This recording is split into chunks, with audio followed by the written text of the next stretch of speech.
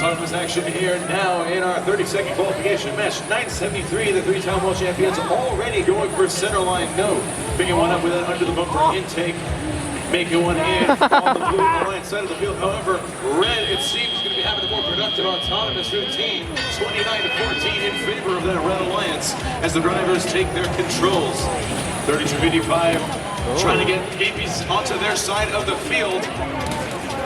Very smartly deciding not to shoot into the stands as their robot now has a note inside of it. What are we going to see them do with it? Will they drop it off? We'll have to see over on the blue line side of the field. They are amplified at 973, send to one up. 88-91 joining the Greybots.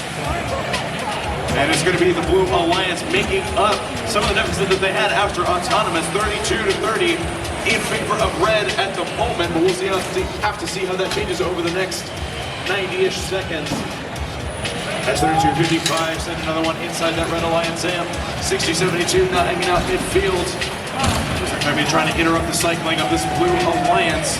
973 is relentless, sending another one inside of the Blue Alliance amp. 81-19 getting one up for red. 1:15 left in the match. It's a 1-point difference between these two alliances at the moment.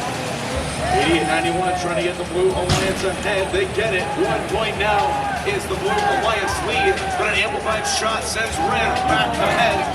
The lead is swinging back and forth like a pendulum in this match. Some flags going up on the Blue Alliance side of the field. That could swing this thing over the Red Alliance, but we'll have to see over the next 45 seconds. 88-91 seems to kind of jam in their robot.